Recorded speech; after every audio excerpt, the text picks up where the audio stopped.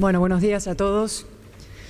Espero que hayáis podido descansar, estéis preparados para este largo día que tenemos de curso internacional y que empezamos hoy con una mesa con la que yo estoy especialmente contenta de que hayamos podido organizar y que hemos podido organizar gracias a la extraordinaria e imprescindible ayuda de Fernando de Haro, que está aquí a mi izquierda, y al que le quiero agradecer muchísimo el esfuerzo que ha hecho y todo lo que hace también para defender, dar voz a los cristianos perseguidos en Oriente Medio, que es de lo que vamos a hablar hoy. Tenemos muchas veces, y ayer hablamos mucho de Oriente Medio, del norte de África, de toda esa región, la sensación, la percepción desde España, desde Europa, de que es una sociedad cerrada y monolítica. Y hoy tenemos aquí la constatación, la prueba de que es una sociedad plural, donde conviven no solo diferentes sensibilidades, diferentes religiones, y conviven hace miles de años. Los cristianos en esa región han estado ya 2000 años.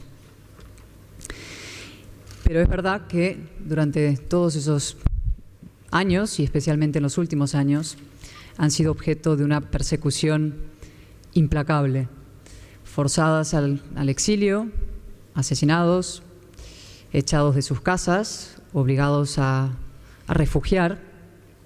Y lo que hoy queremos hacer es traer su voz aquí, que nos cuenten su testimonio, darles la oportunidad de a través nuestra, a través de esta fundación, expresarnos no solamente lo que están viviendo, sino también sus reclamaciones a quienes tenemos la fortuna de vivir en sociedades más abiertas que aquellas donde la libertad religiosa está protegida. La libertad de culto, la libertad religiosa, como sabéis, es un derecho fundamental. El artículo 18 de la Declaración de los Derechos Humanos se refiere a la libertad religiosa, y sin la libertad religiosa no hay sociedades liberales, abiertas, democráticas, no hay convivencia posible. Y para hablar de eso tenemos nada menos, y hoy lo hablábamos hace un minuto con Maris, que estaba muy contenta, me dice qué suerte que además hayáis conseguido reunir a 3 mujeres, porque no es habitual. Ella me decía, en estos debates, en estos coloquios, suelen ser hombres quienes los protagonizan o quienes llevan nuestra voz. Y el hecho de que sean mujeres creo que es doblemente simbólico y doblemente especial. Fernando, que las conoce muy bien, va a hacer las presentaciones. A mi derecha está Pascal Ebarda, que ha sido ministra en Irak. Está Maris, que es académica, profesora, vive en Inglaterra, de origen egipcio. Y está aquí Fadia Laham, a mi derecha, que vive en Siria y que también nos va a poder contar su extraordinario testimonio. Yo solamente dedicaré una palabra a Fernando, a quien ya he mencionado. Todos le conocéis porque hace el programa Las Mañanas del Fin de Semana de la cadena COPE, pese a lo cual hoy siendo sábado está aquí con nosotros. Es un magnífico periodista, extraordinario periodista con valores, con principios, que además ha hecho en los últimos tiempos 2 documentales que a mí me hubiera encantado, si nos hubiéramos organizado, quizás anoche poder haber proyectado uno de ellos, el último, que se dedica precisamente a este asunto y que se titula Nazará, que está dedicado a los cristianos perseguidos en Siria y en Irak. Fernando hará las presentaciones. Yo le quiero agradecer ese esfuerzo por dar la voz a un grupo perseguido, a uno de los valores fundamentales atacados y perseguidos, como es el de la libertad religiosa, y por toda su ayuda en haber podido organizar, montar esta mesa redonda tan especial para nosotros. Muchísimas gracias, Fernando, y muchas gracias a nuestras 3 invitadas. Buenos días. Las palabras de Cayetana, como habéis visto, son fruto de la generosidad que no del rigor informativo. Gracias a Cayetana y gracias a la Fundación FAES por haber albergado en este campus un encuentro como este sobre los cristianos perseguidos. Desgraciadamente en España, cuando se reflexiona sobre la construcción social, sobre las relaciones internacionales, sigue habiendo muchos prejuicios y no en todos sitios se tiene sensibilidad para entender que esta cuestión, la cuestión de los cristianos perseguidos, es una cuestión que merece atención en un sitio como este en el que se reflexiona sobre una sociedad plural, sobre una sociedad democrática. Yo quiero empezar mi intervención y esta mesa redonda haciendo mención a las 200 personas que en las últimas horas han sido asesinadas por Boko Haram en el noroeste de Nigeria. Hace unos días estaba yo allí rodando otro documental y la presión que ejerce el yihadismo sobre algunas zonas de Nigeria es tremenda. En las últimas horas, es cuestión de horas, esta banda terrorista ha matado a 200 personas. Yo creo que es de justicia comenzar este acto recordándolas. Los cristianos son la minoría religiosa que más persecución sufre en el mundo. Así lo dice la resolución del Parlamento Europeo 215/2661. Según la OSCE, el número de cristianos asesinados cada año supera los 150.000. Uno de los focos de mayor persecución es Oriente Próximo, es Egipto, es Siria, es Irak. Según la resolución del Parlamento Europeo que os he mencionado, cito: una próspera comunidad cristiana iraquí de 1,5 millones de personas, en su mayoría católicos caldeos y asirios, cuya existencia se remonta al primer siglo de nuestra era, se ha quedado reducida aproximadamente a 450.000 personas. Más del 70% de los cristianos iraquíes han sido obligados a huir del país. La población cristiana de Siria ha pasado de representar el 30% en la década de los 20 del siglo pasado a menos del 10% en 2015, lo que sitúa a esta comunidad, a la comunidad cristiana de Siria, al borde de la extinción en su propia patria. Fin de la cita. Resolución, como digo, del Parlamento Europeo 215/2661. Hay otros pronunciamientos internacionales importantes, como la Declaración del Consejo de Seguridad de Naciones Unidas de 25 de febrero de 2015, en la que condena el secuestro de más de 100 asirios por parte del Daesh. Estamos, por tanto, ante un fenómeno reconocido por las instituciones internacionales de gran magnitud. Estamos, sin duda, ante un genocidio como el de los armenios de hace un siglo, el que acabó con más de 1 millón de cristianos. Ahora hay menos asesinatos, pero hay más deportaciones.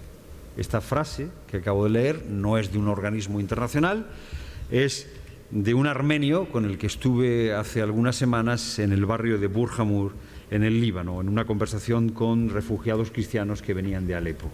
Ellos comparan lo que está sucediendo con el genocidio armenio que hemos recordado hace muy poco. De hecho, el barrio de Burhamur se formó con los cristianos que habían huido.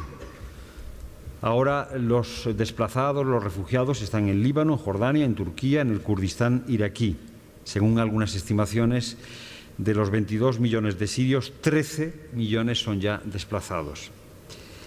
La situación no es mejor en Irak. Se va a cumplir un año de la proclamación del autodenominado Estado Islámico, del Daesh, un año de la proclamación del califato. El obispo de la ciudad no ha vuelto a poder entrar en ella. Yo he tenido ocasión de recoger de muchos refugiados el testimonio de la terrible noche en la que tuvieron que abandonar sus casas. Si te quedas, o te conviertes o te matamos. Te tienes que marchar. Muchos de ellos metieron en el coche el DNI o el pasaporte y el poco dinero que tenían en casa y se marcharon. Esto ha sucedido a comienzos del siglo XXI. Esto ha sucedido el verano pasado. Este es el resultado del juego de los poderosos, me decía hace unas semanas una persona que trabaja con los refugiados en el Líbano.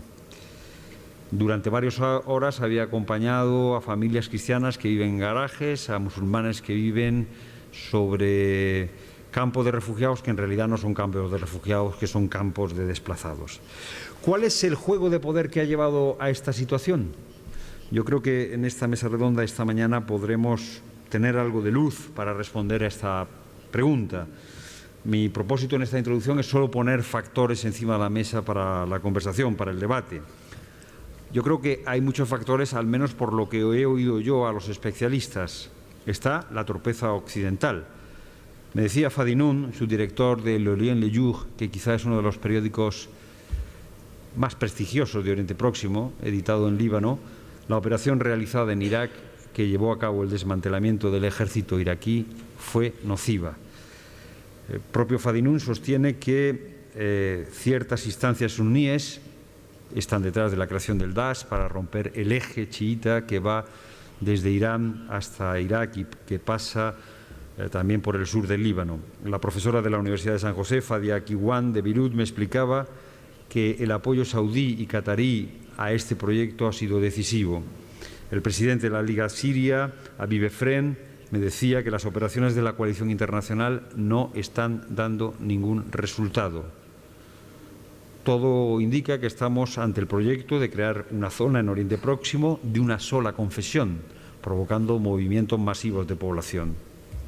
Es un proyecto de los terroristas, pero salvando todas las distancias que son infinitas, hay que recordar que esta es una fórmula que ya propusieron otros. Podemos recordar aquí un discurso del secretario de Estado Kissinger hablando también de esta fórmula como posible solución para Oriente Próximo. No parece, los cristianos coptos también sufren en este momento, son los cristianos numéricamente más relevantes de Oriente Próximo, 10% de la población, casi 10 millones de personas, participan absolutamente en el proyecto de construcción nacional y, sin embargo, están sufriendo una discriminación bestial. No parece que estemos, en cualquier caso, ahora discutiremos de esto, ante lo que algunos llaman un choque de civilizaciones. Más bien, parece que estamos ante el enfrentamiento que se produce dentro del mundo de mayoría musulmana. La mezquita de Al-Azhar en Egipto ha hecho que es referencia del mundo suní, ha condenado esta violencia que viene del Daesh. También lo ha hecho la Organización Islámica de Cooperación y el presidente al-Sisi. ¿Han sido suficientes estas condenas por parte de los líderes musulmanes? Vamos a ver si encontramos respuesta a esta pregunta esta mañana. Yo quiero plantearles a nuestras invitadas también qué soluciones hay, qué respuestas hay en el terreno militar, en el terreno educativo, en el terreno cultural, en el terreno geoestratégico. El día que se produjo el atentado contra Charlie Hebdo, yo estaba en Beirut y mientras hablaba con Fadia, me llegó la noticia del terrible asesinato de los periodistas franceses. Como respuesta a esa situación, muchos, después de lo de Charlie Hebdo, han defendido que la religión, toda religión, debe ser más privatizada aún.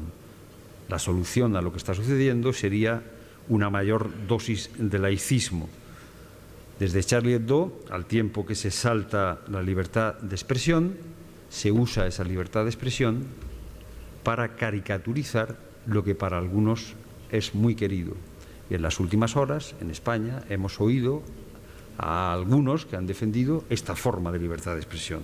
Bien, ese puede ser otro tema interesante para esta conversación. Estamos ante la vieja tesis de Schopenhauer: sin relativismo no hay democracia.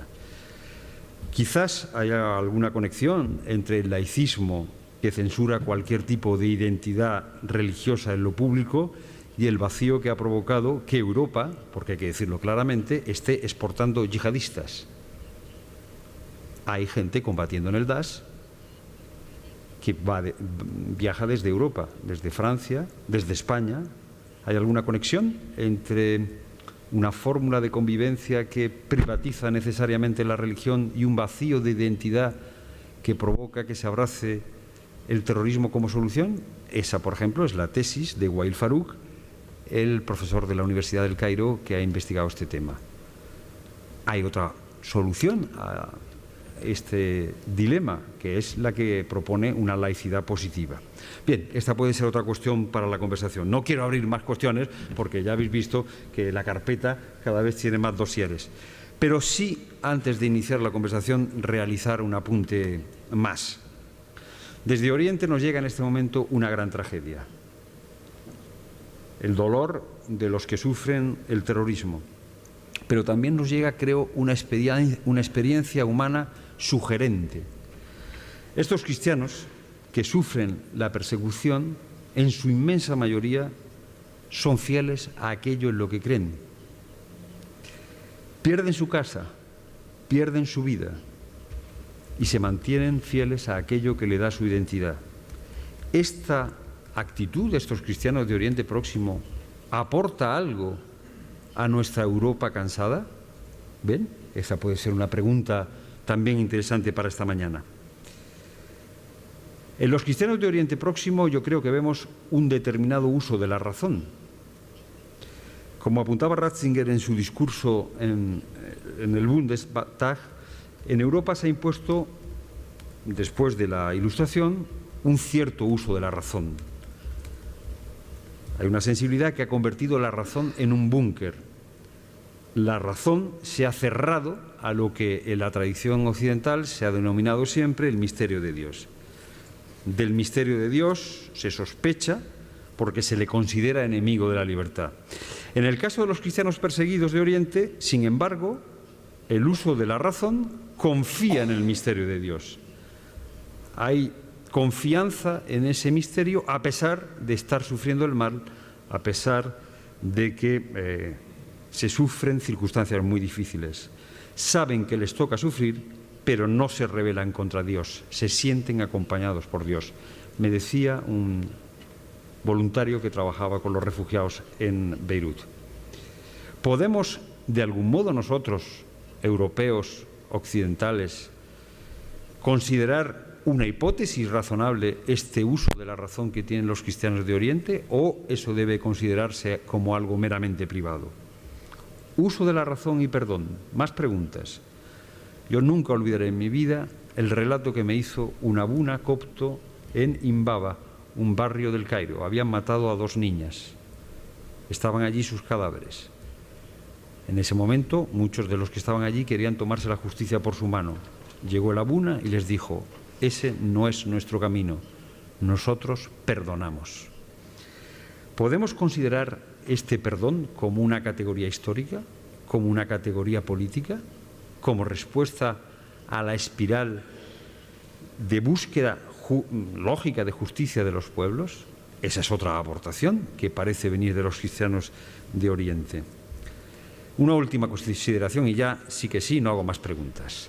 Los cristianos perseguidos son cristianos. No defienden por eso fundamentalmente unos principios ni doctrinas morales. El cristianismo no es fundamentalmente una doctrina moral, no es un conjunto de principios, no es un conjunto de doctrinas. El cristianismo fundamentalmente es una experiencia humana. Se puede compartir o no la fe de esos cristianos perseguidos, pero me parece que es difícil no tomar en consideración una forma de afirmar la verdad que no tiene necesidad de largas argumentaciones, que se realiza esta afirmación de la verdad con la entrega de la vida. Vamos ya a presentar rápidamente a nuestras invitadas. Tenemos con nosotros a Fadia Laham. Ella nació en Beirut, ha vivido en Siria. Como veis, es religiosa, fue ordenada carmelita en 1971, trabajó con las familias desplazadas en la guerra civil del Líbano y ahora ha trabajado intensamente con los desplazados de Siria, y no solo con los desplazados de Siria, sino con buena parte de la sociedad civil que quiere construir democracia. Pascal Ebarda fue ministra de Inmigración y de Refugiados en Irak, ha sido miembro de la Asociación Asiria de Democracia y cofundadora de la Sociedad Iraquí por los Derechos Humanos.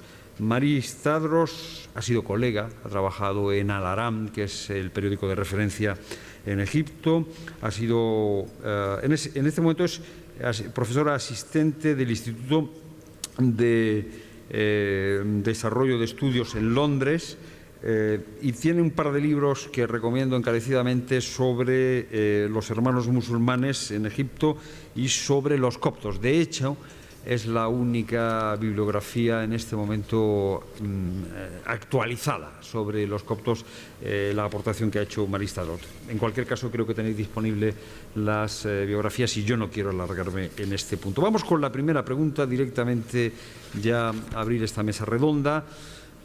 Yo creo que la situación de los cristianos es un buen termómetro para medir la temperatura en Oriente Medio. La situación de esta minoría puede ayudarnos a valorar los puntos de construcción nacional, los deseos de crear democracias plurales que hay en la zona. Vamos a pedir a nuestras invitadas, si os parece, una primera intervención para que nos acerquen a los hechos más recientes y para que nos hagan una primera valoración. Le hago la primera pregunta a Fadia Laham, que le he pedido que hable español para facilitar el desarrollo de la mesa redonda. Empezamos en Siria. Hasta 2011, Siria era el país más seguro de Oriente Próximo para los cristianos. Se decía que era un oasis. Sin embargo, algunos estiman que en este momento ya hay 500.000 cristianos que han tenido que huir de Siria. ¿Qué ha sucedido en este breve periodo de tiempo? ¿Qué ha sucedido desde 2011 hasta ahora? ¿Por qué el ejército libre que luchaba contra Bashar al-Assad ha cedido el protagonismo al Daesh? ¿Y cómo ha afectado eso a los cristianos? Fadia. Irak siempre ha sido un país multicultural, multirreligioso, desde siempre, desde sus inicios. Y este tipo de situación era así antes del Islam y después del Islam.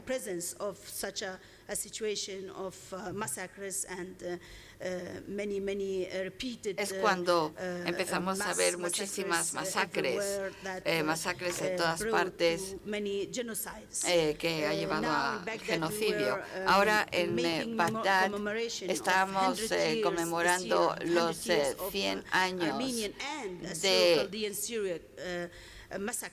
las masacres de los armenios en 1915. Desde 1915 estamos viendo esta situación de masacres, pero estábamos condenados al silencio, que no es lo debido para cuando se trata de esa violación continua de derechos humanos. Como defensores de los derechos humanos, siempre nos gusta destacar la situación, que salga a la luz en la situación. Antes del siglo VII éramos más de 90 millones en la zona, que éramos cristianos, 90 millones de cristianos en la zona, y ahora esto se ha ido reduciendo poco a poco a algunos millones, hasta la fecha en que ahora solo somos miles de cristianos ahí. Los masacres han estado siempre presentes en nuestras vidas.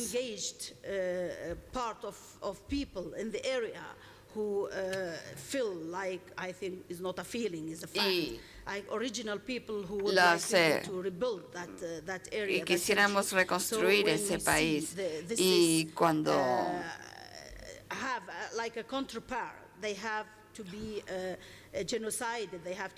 vemos genocidio, vemos persecución de los cristianos por confiar en su país. Bueno, pues es algo que siempre ha estado presente. En la época de los británicos fue lo mismo. En 1933 también fuimos masacrados con la presencia británica.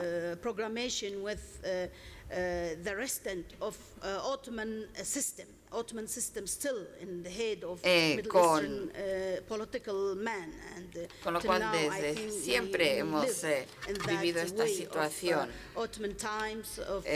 como en los tiempos otomanes, donde todo lo que no es musulmán es como extraño, mientras que no es así. Pero esa mentalidad fundamentalista y fanática sigue persistiendo. No es una cuestión de un sistema o un Estado los que dicen esto. Siempre hay algunos grupos o hasta personas que creen esto. Estas masacres del 33 donde hubo 4.000 víctimas. Y hoy los sirios cristianos son las víctimas y son los desplazados que tienen que huir y que están huyendo de la masacre de 1933. Así que la situación no es nada nueva. En 1969 recuerdo que también fuimos asesinados en la zona del norte. Bueno, pues todas estas masacres fueron por parte del ejército y con la ayuda de algunos grupos locales que también eran fundamentalistas y que en el nombre de religión, utilizando sus principios religiosos, hacían lo que hace ahora el Daesh. Así que lo que está haciendo ahora Daesh no es nada nuevo para nosotros, desgraciadamente. ¿Qué es lo que ha estado pasando desde el 2003? Bueno, pues desgraciadamente, una vez más, los cristianos esperaban que el régimen de la dictadura hubiera llegado a su fin y que la democracia se pudiera instaurar en Irak. Desgraciadamente pasó todo lo opuesto. Quizás yo soy una de esas defensoras del principio de la democracia porque estaba en la oposición y sigo en ese espíritu de oponerme al liderazgo que hay ahora mismo, aunque fui parte del gobierno, del primer gobierno después del cambio. Pero la situación política pues no encuentra solución, no hay solución política, no hay no tenemos la gente, los políticos necesarios para cambiar la situación. Desgraciadamente, después de la era de Saddam, no tenemos gente bien preparada para resolver la situación y los americanos pues desatendieron a los cristianos claramente. Aunque sí había una representación simbólica, pero realmente muy débil e incapaz de hacer lo que tenían que hacer. Estaban ahí para decir nada y para defender nada.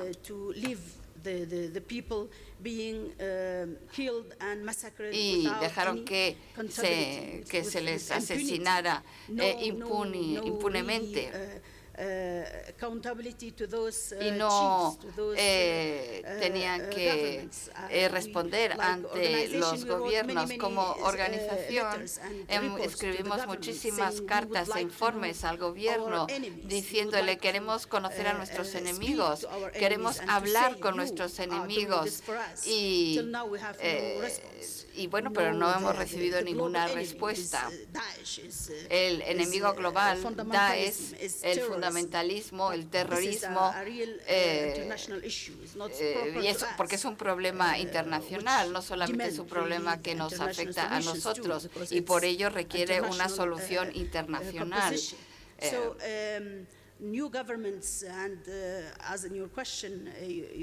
Para responder a su pregunta, bueno, pues el gobierno de Maliki y antes de eso, nuestros sacerdotes, nuestros obispos estaban en estos gobiernos, fueron masacrados, fueron asesinados desde el año 2006 hasta la fecha.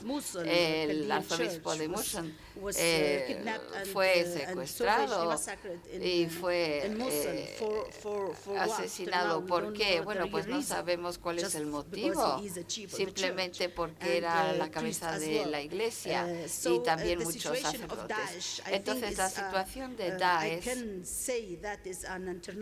puedo decir que es un problema internacional. Empezó en Siria, pero tuvo más éxito en Irak, porque en Irak todavía no hemos solucionado la situación política. No hemos visto todavía un cambio real después de la dictadura.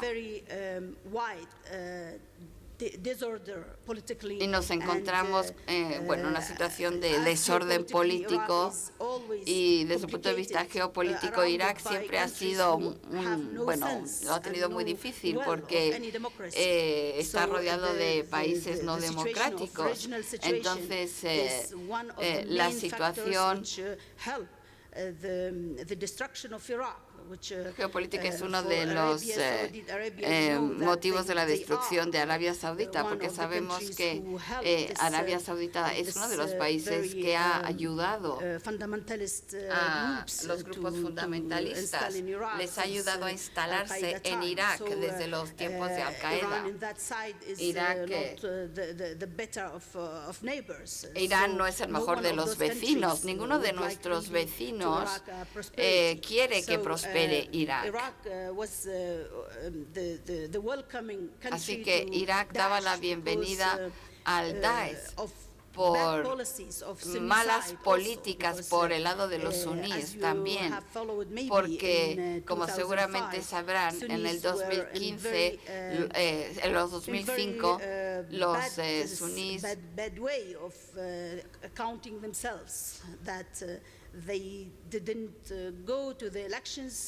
no participaron en las elecciones, dijeron, vamos a cambiar la situación, y ahora reconocen que los suníes cometieron un gran error histórico, lo que hizo que otros fuesen más poderosos que ellos, y entonces se perdió el equilibrio en el poder, y después de eso se vieron reducidos y trataron de abrir otras puertas para llegar a una solución, y una de ellas era dar la bienvenida al Daesh por parte de los musulmanes suníes, y hoy están pagando el precio de esa mala decisión de reducirse.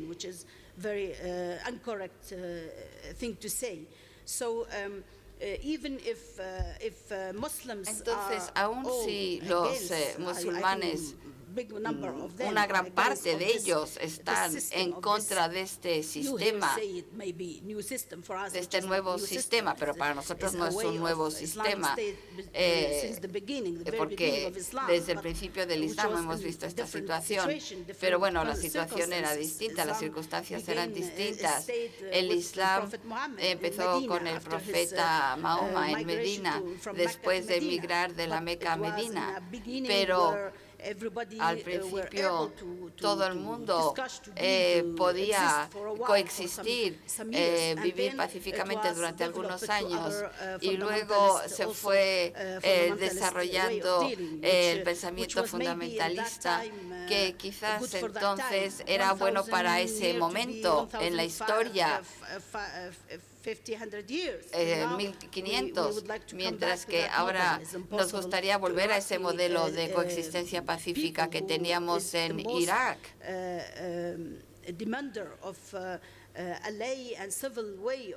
Porque los iraquíes quieren vivir con una constitución como la que teníamos, y nos gustaría tener una constitución laica y no religiosa, aunque el artículo 2 de la constitución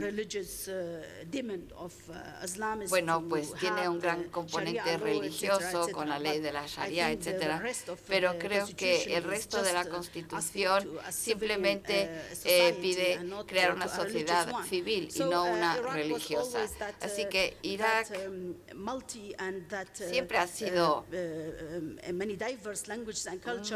un país multirreligioso, multicultural. Tenemos 4 religiones. Yo creo que en ningún otro país había estas religiones. Mandaer, que son los adeptos de San Juan Bautista, que no son ni cristianos ni musulmanos. Tenemos los hasídicos, que fueron también martirizados, porque sus familias, sus hijos, todos fueron deportados, esclavizados, violados, etcétera. Así que teníamos todas estas religiones conviviendo, y estas minorías se volvieron volvieron en un objetivo por su religión, por sus principios que son distintos a los musulmanes. Como dije antes, aún aquellos musulmanes que son personas que les gustaría tener una Irak laica, no están de acuerdo con estas prácticas. Bien, quería empezar diciendo muchísimas gracias por invitarme. Es un placer y un honor el estar aquí. Voy a tratar de ser breve para que tengamos tiempo para el debate. La historia de los coptos en Egipto es una de coexistencia. Han vivido con los musulmanes durante muchísimos siglos en paz, en armonía. Los vecinos compartiendo libros, amigos, y se visitaban los unos a los otros, sobre todo durante las fiestas. Hay una larga historia de coexistencia pacífica. Hay muy pocas partes en Egipto que están segregados sobre la base de la religión. Vivían en los mismos edificios, mismas aldeas, cristianos y musulmanes. Sin embargo, lo que hemos visto históricamente es que en el minuto en que hay un intento de institucionalizar y gobernar a través de un sistema islámico, que es distinto a la religión del Islam, pero a través de un sistema donde tratas de integrar la ley islámica, la Sharia islámica, como una forma de gobierno, las cosas inmediatamente ahí empiezan a desintegrarse, porque la calidad de la ciudadanía empieza a verse afectada. En el momento en que tratan de gobernar con un sistema islámico, la ciudadanía está mediada por la religión. Entonces tenemos ciudadanos de primera clase y de segunda clase, y esto empezó a pasar en los 70 desde Sadat. Y desde entonces ha habido momentos donde la situación era buena y otros momentos donde la situación empezaba a volverse muy represiva, extremadamente represiva. Hubo persecuciones y vimos que había una correlación directa en el momento en que hay el surgimiento de movimientos islámicos, no islam, movimientos islámicos, y el aumento de las persecuciones. Las cosas estaban empeorando muchísimo durante los últimos años de Mubarak para todos los egipcios. Sufrían los pobres, sufrían los movimientos sociales, pero también había ataques contra los cristianos simplemente por ser cristianos. Y esto parte del intento del régimen Mubarak de mantenerse en el poder cuando su legitimidad estaba siendo cuestionada. Y qué mejor forma de hacerlo que dividir y gobernar para crear caos en comunidades y por lo tanto seguir gobernando. En el 2011 lo que sucedió fue increíble, porque los cristianos, los musulmanes, las mujeres, los hombres, los ricos, los pobres, los trabajadores, los empleadores, participaron en esa revolución. Fue totalmente inclusiva la revolución. Y fue un momento, porque no eran mitos. Cuando yo fui a la plaza, a las diferentes plazas, en ese momento todo el mundo se unió contra un enemigo común. Sin embargo, y esta imagen que he elegido aquí, la he elegido porque el hombre que porta la cruz es un copto, claro, pero también es de la clase obrera y no tenía que negar su identidad cristiana para participar, con lo cual teníamos la bandera, el Corán y la cruz. Todos se levantaban en ese mismo espacio, y eso fue muy importante porque era una visión de la democracia donde no tenía que ser religioso, o sea, estaban todos ahí unidos y tampoco se negaba la identidad religiosa, y había algo que les unía a todos, la bandera egipcia de Egipto, o sea que no era una revolución de la clase media, estaban todas las clases ahí representadas y ahí estaba todo el mundo unido. Y bueno, pues por eso los regímenes y la democracia es tan importante, porque lo que se volvió evidente es que si vamos a llevar a cabo elecciones democráticas, al final va a haber una democracia mayoritaria que niega los derechos de las mujeres, de las minorías y todos los que no están de acuerdo con la mayoría. Entonces la cuestión no es que las minorías religiosas solamente pueden prosperar bajo un régimen autoritario. Eso es un mito, sino qué tipo de democracia estamos instaurando. Si estamos equiparando las urnas con la democracia, y esta es una de las malinterpretaciones del la democracia que puede tener un impacto negativo en Oriente Medio, entonces estamos en problemas. ¿Qué pasó? Bueno, varias cosas. En primer lugar, el Consejo Supremo de las Fuerzas Armadas, que representa al ejército y que se hizo con el poder en Egipto después de la salida de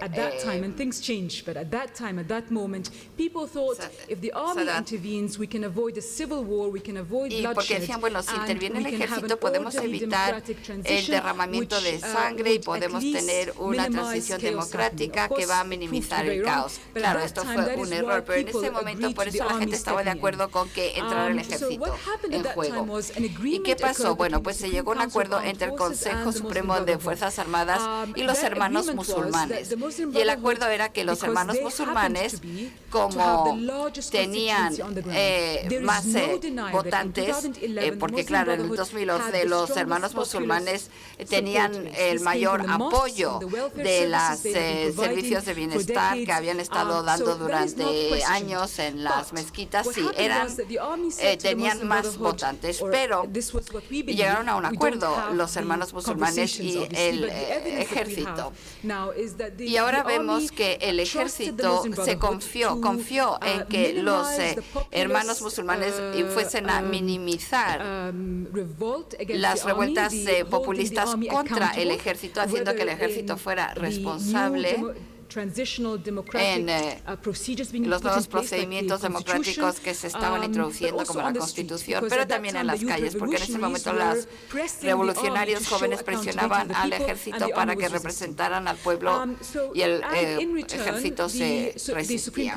Entonces, las Fuerzas Armadas, el Consejo Supremo de Fuerzas Armadas permitió o hizo concesiones a los hermanos musulmanes que nosotros creemos permitieron o facilitaron que entrara una democracia mayoritaria.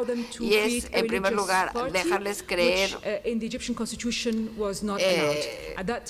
un partido religioso que estaba prohibido por la Constitución. Los partidos religiosos se creían que iban a crear una fragmentación y entonces los movimientos que querían establecer partidos políticos tenían que demostrar que no eran partisanos, que no estaban sesgados por género y que no eran religiosos. Y no religioso no quiere decir antirreligioso, simplemente quiere decir que no podían dar privilegio a una religión sobre otra. Lo que también vimos fue que habría sido natural que estuviéramos de acuerdo primero en una constitución y luego celebrar elecciones, porque la constitución determina cuáles son los derechos de los diferentes poderes, el ejecutivo, el judicial y el legislativo. El ejército se puso de acuerdo con los hermanos musulmanes de tener un referendo sobre la Constitución primero o elecciones primero. Y los hermanos musulmanes pudieron movilizar a la gente para que apoyaran la idea de tener primero elecciones y luego la Constitución. Esto fue muy problemático, creo yo, no porque no tienen el derecho a movilizar a la gente. Si eso es lo que vota la gente y fue una elección libre ese referéndum, pues muy bien. Pero el problema es cuando le dices a la gente: vota por el verde, que eran primero elecciones. Vota por las elecciones primero porque es la señal de Islam. No votes por el negro, porque eso es lo que quieren los líderes cristianos. Porque es lo que llevan los cristianos en la cabeza, negro. Entonces era verde o negro. Y decían, vota por el verde porque eso es votar por el Islam. Si quieres ir al paraíso, si quieres tener un sistema piadoso, pues tienes que votar por el verde. O sea, por elecciones primero y luego aprobación de la Constitución. Y así es como hicieron que mucha gente apoyara esa opción, la de primero las elecciones. Y ahí es donde tenemos el primer problema con esas elecciones. ¿Qué pasa si ese referendo era para evitar que las mujeres ocuparan posiciones religiosas? ¿Eso estaría bien porque era la voz del pueblo? ¿Y qué pasa si votaban para no permitir las expresiones culturales que se consideran promiscuas o que se consideran que no están en línea con el Islam tradicional? ¿Eso estaría bien porque ha votado logrado la mayoría, y ahí es donde nos planteamos cómo sabemos que eso es democracia. ¿Lo es en realidad a través de ese voto mayoritario? Bueno, lo que sucedió fue que como consecuencia de ese nuevo acuerdo político entre el ejército y los hermanos musulmanes, también vimos que se daban más y más poderes a los partidos y movimientos políticos islamistas, que está muy bien si todo el mundo obedece las reglas del juego. O sea, no hay discurso de odio, no tiene que haber manipulación ni engañar a la gente. Lo que sucedió entonces es que hubo una enorme movilización de personas para apoyar a los islamistas, con la idea de que si no apoyas a los islamistas, entonces estás con los infieles cristianos.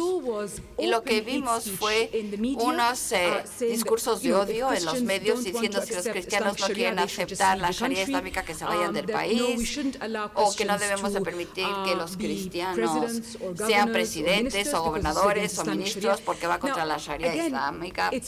Bueno, una vez más, está bien si esto se hace en un foro donde las otras partes tienen las mismas posibilidades, pero de hecho le dieron más espacio a los musulmanes que a los otros.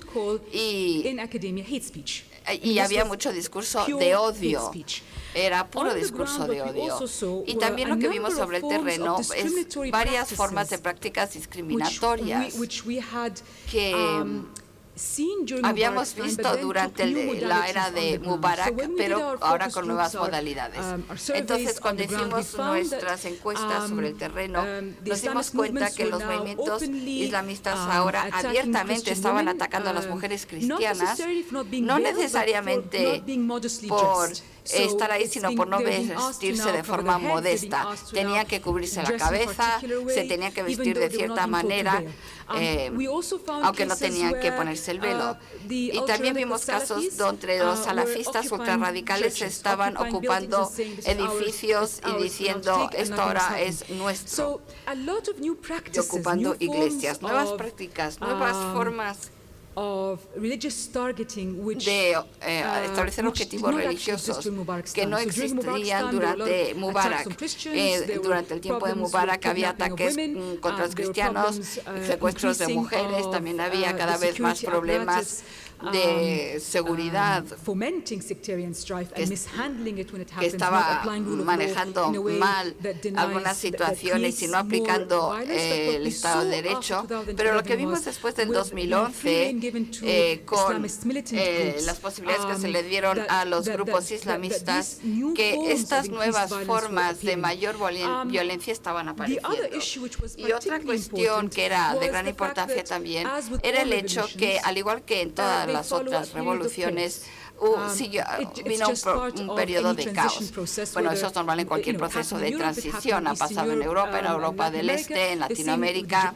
Lo mismo pasó en Egipto, pero lo problemático en Egipto es que hubo un problema terrible con la policía. La policía se retiró de las calles. Todos los egipcios sufrieron, hombres, mujeres, niños. Imagínense un país donde no hay Estado de Derecho. Claro, ahí las bandas organizadas, la actividad criminal aumentó. Todos los cristianos, todo el mundo sufrió. Pero lo que vimos en ese contexto es que los coptos fueron un objetivo. Se les secuestraba en grandes números para pedir secuestro, para pedir dinero en cambio. ¿Y por qué estaban secuestrando a los coptos? Bueno, porque eran las más vulnerables en la sociedad. Sabían que el resto de la población se defenderían más. Y había una situación en la que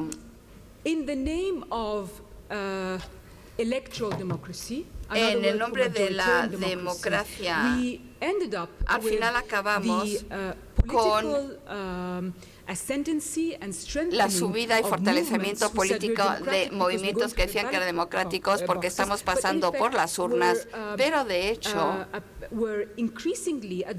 estaban adoptando cada vez más reglas de gobierno en la esfera política que eran muy perjudiciales, no solamente para los cristianos, sino también para las mujeres. Y esto empeoró sobre todo bajo el presidente Massis.